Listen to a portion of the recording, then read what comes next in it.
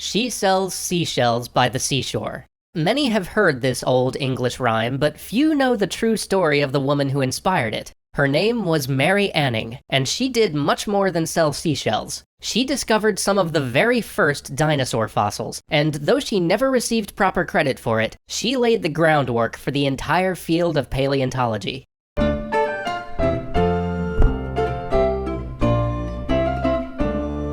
To say that Mary Anning's life had a rough start would be an understatement. She was named after an older sister who had burned to death in a fire. Before Mary could walk, her nurse was struck by a lightning bolt while holding her. The nurse was killed, but baby Mary survived. She bounced back and grew into a lively child who could always be found at her father's side, scouring the local beach to collect the curious seashells and so-called crocodile teeth that tourists loved to buy from them. She was barely 8 when her father slipped and fell off of one of the treacherous seaside cliffs, and though he managed to crawl home that day, the pain racked him for the rest of his short life. He died 3 years later, leaving his wife and 2 surviving children with debts to pay. Mary did her best to bring home money by running errands around town, but she still loved to visit the beach the way her father used to, searching for curiosities. She had just picked up a large seashell when a passing tourist, admiring its beauty, offered to buy it from Mary for what amounted to a full week's worth of food for her and her family. In a snap, Mary realized that she could bring back her father's curio-selling business, as long as she was willing to risk exploring the same rocky shores that had ultimately claimed his life. She did not hesitate. She and her older brother returned to their beach hunting ways, and their mother became the manager of the little shop they reopened in their living room. It was Mary's brother who made the first big find, a skull, which he believed to be from a crocodile. But he had no time to investigate further. He had a real job now. He couldn't just keep hunting for trinkets. 12-year-old Mary made the call. She would find the rest of these bones, even if she had to spend all of her meager earnings hiring a group of laborers to help dig them out. Her instinct paid off.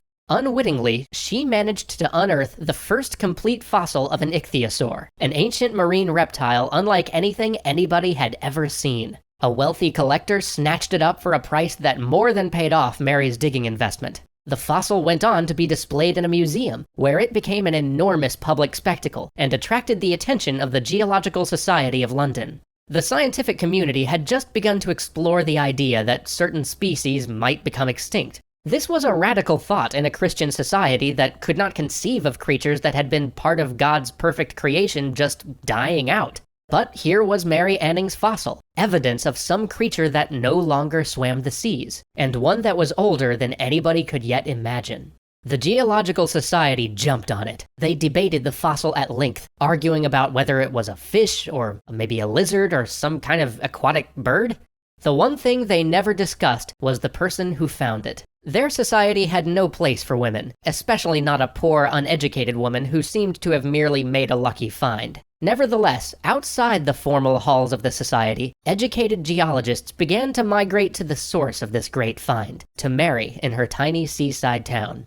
They found a young woman who had become an expert at finding fossils or shells and carefully excavating them. As always, she sold her finds to support her family, and the collectors or the geologists who bought them quickly turned around to claim credit for the finds. But while Mary would grow to resent these men who, as she put it, sucked her brains, she still befriended many of them and profited from their knowledge. She was determined to not just be some lucky bumpkin who found a fossil by pure chance. She read and reread every book she could get from the handful of wealthy people who supported her eager quest to learn. She even collected dead creatures from the beach and dissected them on her kitchen table, learning everything she could about their anatomy. Though self-taught, Mary became an expert who could and did argue successfully with the most brilliant scholars of the age. And her fossil finds continued. In 1823, she excavated a plesiosaurus. By then, enough plesiosaurus bones had been found elsewhere that others had already speculated about its existence, but nobody had ever found a specimen as complete as Mary Anning's.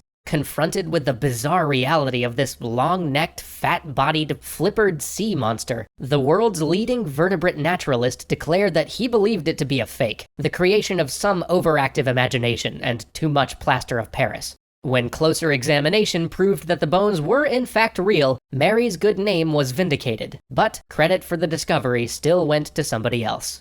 As more and more ancient fossils came to light, a public craze began to develop around them, and a new branch of science sprang up to study them: paleontology. Mary, who despite her lack of official credit, had won herself a reputation across all of Europe for her expertise, was dubbed the Princess of Paleontology. But while other paleontologists chased after bones, Mary had begun the greatest hunt of all: the hunt for poop.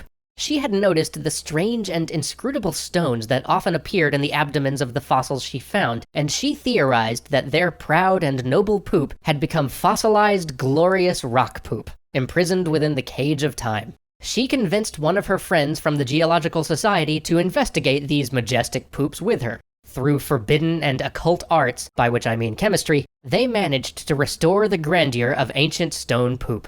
With their powers of science, they turned it into not stone poop. And thus, with poop in hand, they strode mightily through the world of science. They had unlocked two crucial mysteries about these ancient creatures: what they ate, and how they became fossils. It would become a cornerstone of paleontology research that continues to power many new discoveries even today. Mary's friend named these fossil feces coprolites and rushed to publish a paper about them, giving her, as you might have already guessed, zero credit for the discovery. Mary had no time to complain. Even if she had received credit for unraveling the mysteries of coprolite, she couldn't exactly sell poop to her carefully curated network of wealthy collectors. She had to market herself constantly, writing letters to past clients promising new fossils worthy of a museum, promises that she knew would appeal to their egos and open their bank accounts. But she simply hadn't found many good fossils lately. But then at last, the fierce ocean storms that so often threatened her life gave her a gift. They wore down the cliffs enough for Mary to dig out a fossil that even she did not recognize. This was no sea creature. It had wings. She had discovered the second pterodactyl ever, and the first specimen complete enough to confirm that, yes, some of these ancient reptiles could fly. Again, this discovery lit a fire in the imagination of other paleontologists, who began to see flying reptiles everywhere they looked. The next time Mary found a new fossil, experts rushed to argue that it was another flying reptile, or at least another sea reptile like the ichthyosaurus. Mary, who remembered finding a similar skeleton in the ray fish she dissected on her kitchen table, insisted that, no, this was a fish. 4 years later, the experts agreed. Yeah, that was a fish. Mary went on to discover yet another species of plesiosaur, bringing her to a total of 5 major discoveries before the age of 30. She also cataloged countless species of fish, ammonites, and other small sea creatures. Unlike her male contemporaries who lived off of cushy stipends from universities and museums and even the church, Mary had to sell her discoveries to survive, and in doing so, she had to give away the credit for her work. Yet for 2 decades, she ran a successful business that supported her and her mother, until everything collapsed. The fossil-rich shores of her town, the only place she could ever access as a poor woman who couldn't afford research trips, eventually ran dry. She could find no more major discoveries. What fossils she did find were repeats of existing species, and she struggled to sell them in a tough economy that had lost its enthusiasm for such novelties. Then her bank collapsed, erasing her life savings. Her mother passed away, and finally Mary was diagnosed with breast cancer at the age of 46. She carried on for 2 more years, still hunting for fossils, but found nothing.